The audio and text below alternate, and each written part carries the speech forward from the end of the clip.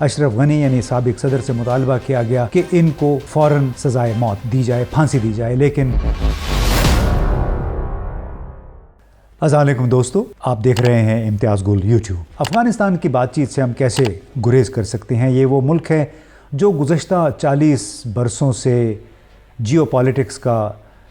علاقائی اور دوسرے بڑے ممالک جس میں امریکہ بھی شامل ہے ان کی سیاست کا ایک بیٹل گراؤنڈ بنا ہوا ہے۔ یہاں پہ پہلے روسی آئے، اس کے جواب میں CIA نے اپنے آپریشن شروع کیے، اور اس کے بعد جس طرح طالبان اور القاعدہ کی یہاں پہ ایمرجنس ہوئی، امریکہ نے وار آن ٹیرر شروع کر دی، اور جن حالات سے عام افغان کو گزرنا پڑ رہا ہے گزشتہ 40 برس سے، جن مصائب سے وہ دوچار ہیں،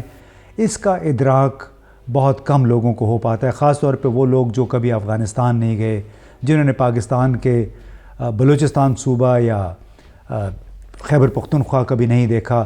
وہ بھی بیٹھ کے اس قسم کی رائے زنی کرتے ہیں افغانستان کے حوالے سے، گویا وہ وہیں پہ موجود ہوں۔ لیکن افسوس کی بات ہے کہ جیو پالیٹکس کے اس چکر میں، بلاک پالیٹکس کے ان حالات میں عام غریب افغان کا کوئی پرسان حال نہیں ہے۔ اس تناظر میں گزشتہ 24 گھنٹے کے دوران جو اہم ترین ڈیولپمنٹس ہوئی ہیں، ان میں تو ایک یہ تھا کہ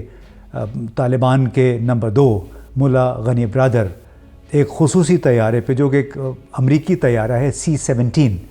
اس میں اپنے وفد کے ہمراہ قندھار پہنچے، وہ جگہ جہاں سے طالبان کی تحریک نے جنم لیا تھا 1994 میں۔ اب بڑا زبردست ان کا استقبال ہوا، لیکن جو تصویریں سامنے ہیں اس میں یہ لگتا ہے کہ C-17 طیارہ تھا، شاید امریکیوں نے ان کی ڈسپوزل پہ دے دیا ہو، یا ہو سکتا ہے یہ قطر کی حکومت کا ہو اور اس طیارے میں ان کو بھیجا گیا۔ یہ وہی طیارہ ہے جس میں 2 روز پہلے 643 ڈیسپریٹ افغان یہاں سے نکل کے گئے، جو خصوصی ایک پرواز تھی، لیکن جس انداز میں اوپر نیچے سوار ہو کے وہ لوگ طیارے میں داخل ہوئے، 643 شاید ایک ہوا بازی کی تاریخ میں ایک ریکارڈ ہوگا کہ اتنی بڑی تعداد میں افغان بغیر ویزے کے، بغیر پاسپورٹ کے، جیب میں ایک دھیلا نہیں ہے، ان کو دوحہ پہنچا دیا گیا، اور ان کی غالباً حتمی منزل امریکہ ہے۔ اس تمام تناظر میں ملا غنی برادر قندھار پہنچے ہیں، اگلے مرحلے میں غالباً وہ کابل آئیں گے۔ ان سے پہلے انس حقانی فرداً تمام سٹیک ہولڈر سے ملاقات کر رہے ہیں۔ انس حقانی کون ہے؟ یہ ایک نوجوان ہے، سراج الدین حقانی کا چھوٹا بھائی ہے، اور دونوں افغان مجاہدین کے بڑے کمانڈر جن کا تعلق پکتیکا سے ہے، جلال الدین حقانی کے یہ دونوں صاحبزادے ہیں۔ انس حقانی کی 17-18 سال عمر تھی، یہ کمپیوٹر سائنسز کے اسٹوڈنٹس تھے، بڑے اچھے شاعر بھی ہیں، اور یہ 3 سال پہلے دوحہ گئے۔ کیوں؟ اپنے اس چچا سے ملنے جو گوانتانامو بے سے رہا کیے گئے تھے 4 دوسرے طالبان رہنماؤں کے ہمراہ، ایک امریکی شہری بگڈال کی رہائی کے بدلے میں۔ اب انس حقانی نے وہاں ملاقاتیں کی، اپنے چچا سے ملے، اور واپسی پہ ان کی واپسی بحرین کے راستے ہو رہی تھی۔ بحرین میں امریکی انٹیلیجنس کے لوگوں نے ان کے گرفتار کیا، اور Afghan intelligence national directorate of security یعنی NDS کے حوالے کر دیا۔ NDS ان کو افغانستان لائے، یہاں پہ ایک مختصر سا ان کا ٹرائل ہوا اور موت کی سزا سنا دی گئی۔ اب ایک بہت شش و پنج کی صورتحال تھی، اسی دوران امریکہ اور طالبان کے مذاکرات بھی شروع ہو چکے تھے۔ ان مذاکرات کے دوران جب یہ خبر آئی کہ انس حقانی کو سزائے موت دے دی گئی ہے، محض جلال الدین اور سراج الدین حقانی کے ساتھ رشتہ داری کے باعث، تو طالبان نے دھمکی دی کہ یہ مذاکرات کا سلسلہ توڑ دیا جائے گا اگر انس حقانی کو پھانسی دی گئی۔ ان پھانسی کا مطالبہ کرنے والوں میں پیش کون تھے؟ امر صالح تھے، جو اب خود ساختہ صدر بن گئے ہیں، نامعلوم کس مقام پہ ہیں، اور انفیکٹ سینٹ، افغان سینٹ کے چیئرمین مسلم یار خان بھی اس میں پیش تھے۔ انہی کے ایما پہ ایک طویل زوردار قرارداد پاس کروائی گئی افغانستان کے سینٹ میں، جس میں اشرف غنی یعنی سابق صدر سے مطالبہ کیا گیا کہ ان کو فوراً سزائے موت دی جائے، پھانسی دی جائے، لیکن طالبان کے خوف سے خود امریکی نمائندے زلمے خلیلزاد نے بھی بار بار افغان حکومت سے یہ مطالبہ کیا، درخواست کی کہ اگر یہ پھانسی دے دی گئی انس حقانی کو تو اس کے نتائج اچھے نہیں ہوں گے، مذاکرات کا سلسلہ ٹوٹ سکتا ہے۔ اسی انس حقانی نے اب گزشتہ 24 گھنٹے کے دوران پہلے ڈاکٹر عبداللہ سے ملاقات کی، گلبدین حکمتیار سے ملاقات کی ہے،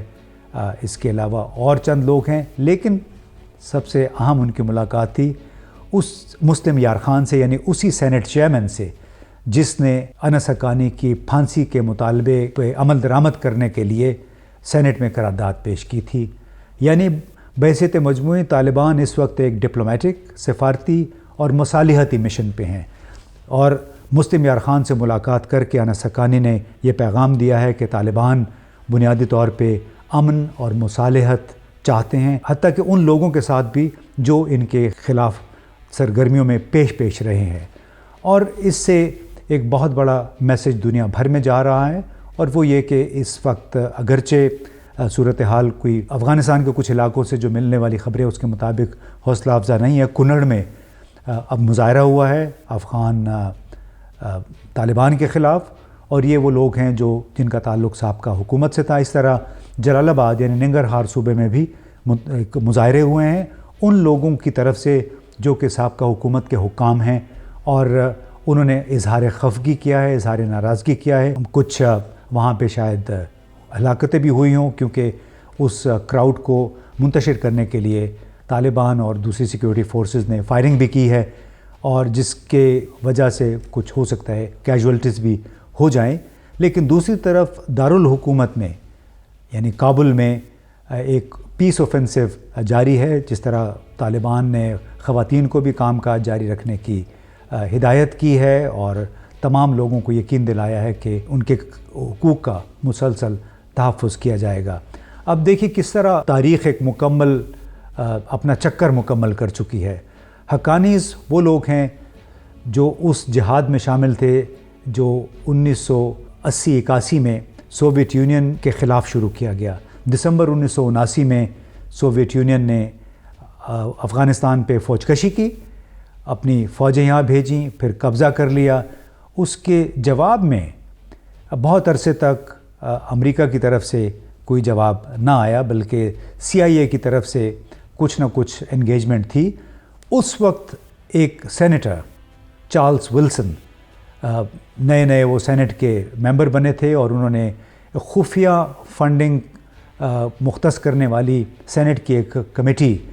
سے درخواست کی کہ افغان مجاہدین کو کوئی $5-6 ملین چاہیے۔ تو 1980 میں افغان مجاہدین کی بے بسی دیکھ کے انہوں نے سینٹ کی اس کمیٹی سے ریکویسٹ کی کہ ان کو کچھ پیسے دیے جائیں۔ 1983 میں ایک بار پھر CIA نے اسی سینیٹر یعنی چارلی ولسن کو رابطہ کیا ان سے، اور کہا کہ انہیں $50 ملین چاہیے افغان مجاہدین کے لیے، اور یہ امداد ہوتے ہوتے کل مجموعی طور پہ کوئی $500-600 ملین تک پہنچی، جب فروری 1989 میں سوویت یونین کی فوجیں افغانستان سے مکمل طور پہ نکل گئیں۔ چارلی ولسن، اس کے نام پہ ایک فلم بھی بنی تھی، چارلی ولسنز وارز، وہ ان کی ایک جو خود نوشت سوانح حیات بھی تھی، اور انہوں نے بڑا ایک کلیدی کردار ادا کیا اس آپریشن میں جو افغان مجاہدین کی سپورٹ میں شروع کیا گیا۔ اس کو نام دیا گیا تھا آپریشن سائیکلون، اور اس کے مصنف تھے سینیٹر چارلز ولسن۔ اب اندازہ لگائیے کہ 1989 میں امریکی امداد جو میکسیمم امداد پہنچی تھی، اسٹنگر میزائلز جس سے خریدے گئے تھے، AK-47 کلاشنکوف رائفلز خریدی گئی تھی، وہ زیادہ سے زیادہ کوئی $600 ملین تھی۔ اب ہمیں جو بتایا جا رہا ہے کہ امریکہ نے صرف سیکیورٹی آپریشنز پہ، صرف افغان افواج پہ $1380 ارب خرچ کیے ہیں گزشتہ 20 برسوں میں۔ کل امریکہ کی امداد جو تھی افغانستان پہ، اسپیشل آپریشنز اور اس کی افواج اور سیکیورٹی اسسٹنس تمام کو ملا کے امریکی صدر جو بائیڈن کا کہنا ہے کہ $2.6 ٹریلین یعنی $2600 ارب خرچ ہوئے۔ اب جو باقی اتحادی تھے امریکہ کے نیٹو کے ارکان جس میں جرمنی، برطانیہ اور دوسرے یورپی ممالک شامل ہیں، انہوں نے بھی تقریباً اتنے ہی پیسے خرچ کیے۔ تو بات ہوئی تھی کہ جو افغان جہاد تھا شاید اس کی قیمت 500-600 ملین ڈالر تھی، لیکن وار اگینسٹ ٹیررزم، دہشت گردی کے خلاف جنگ، وہ ختم ہوئی ہے 5000 ارب ڈالر خرچ کرنے کے بعد۔ نتیجہ کیا نکلا؟ نتیجہ یہ نکلا کہ امریکی افواج کو انہی طالبان کے ساتھ معاہدہ کرنا پڑا، امن معاہدہ، جن کو ختم کرنے کے لیے انہوں نے آپریشن انڈیورنگ فریڈم شروع کیا تھا وار آن ٹیرر کے سلسلے میں،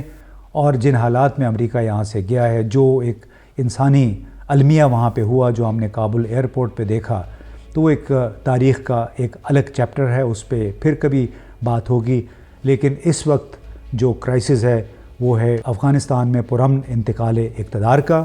اس کے لیے ملا غنی برادر جلد پہنچنے والے ہیں کابل، ان سے پہلے انس حقانی،